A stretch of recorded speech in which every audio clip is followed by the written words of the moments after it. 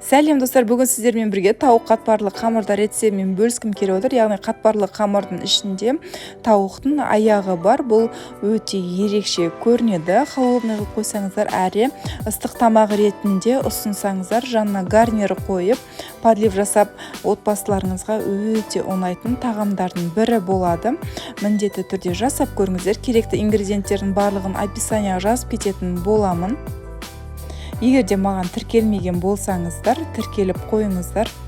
Көптеген ерекше тағамдардың рецепттерімен бөлісіп отыратын боламын.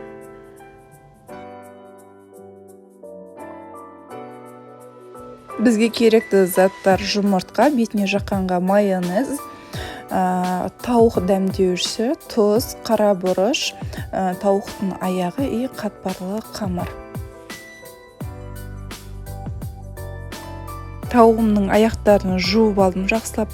Енді дәмдеуштердің барлығын салып, майонезді салып, жақсылап араластырып, жоқ дегенде 1 сағатқа мариновать етіп тұрылуға қоямыз. Егер де уақыттарыңыз болып жатса, 1 түнге қойып қойсаңыздар, онда тіпте жақсы болады. Мариновкасы жақсы сіңетін болады. Егер уақыттарыңыз аз болса, жоқ дегенде 1 сағатқа қойып қойыңыздар. Мен тауықтың аяқтарын 3 сағатқа қойдым. Мариновать етуге 3 сағаттан кейін алып, тағы да бір араластырып, енді бізге керегі ол фольга. Фольга міндетті емес, фольга әдемі көріну үшін, жегенде қол былғанбау үшін қолданатын боламыз. Енді қамырымыздың астына аз-маз ұн сеуіп, қамырымызды жайып, тура видеодағындай кесіп алатын боламыз. Қамырларымды жайып 7 бөлікке бөліп алдым. Менде тауықтың аяғы 7 штук болғандықтан 7 бөлікке қамырымды бөліп алдым.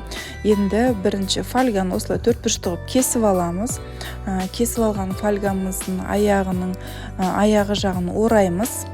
Ол ұстап жегенге. Қамырымызды тура сосиска в тестені қалай ораймыз, сосисканы қамырмен тура сондай қылып біздің тауығымыздың аяғын орайтын боламыз. Тауығымыздың аяғын барлығын солай орап шығамыз, астына фольганы орап.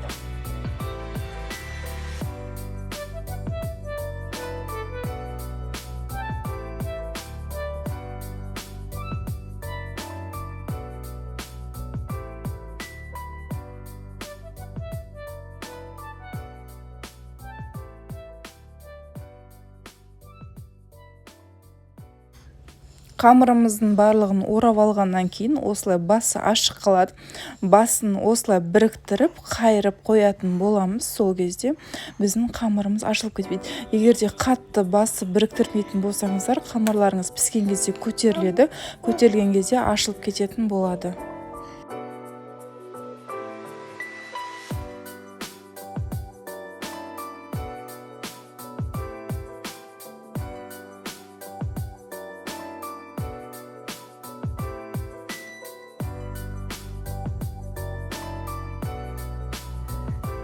Тауығымның аяғын барлығын орап алдым. Енді бетіне жұмыртқаны жағып, бетіне кунжут себетін боламын. Ол да қалауларыңызбен әдемі көріну үшін кунжут сеуіп, қызып тұрған 200 градустағы пеште 1 сағат пісіретін боламын. Себебі біздің ішіміздегі тауығымыз пісу керек. 1 сағаттан кейін барып 220 градусқа көтеріліп, тағы да 20 минут или 15 минут пісіретін боламыз. Сол кезде біздің қамырымыз қызарып пісетін болады. Міне қыздар, мен тауықтарымды 1,5 сағат пісірдім. Іші толық піскен. Қамырымызда сосиска тесте сияқты орағандықтан, онда ортасы пісу керек. Ұзақтау пісіргендіктен біздің қамырымыздың іші де жақсы піседі. Өте дәмді, балаларға өте қатты ұнайтын астың бірі. Міндетті түрде жасап көріңіздер.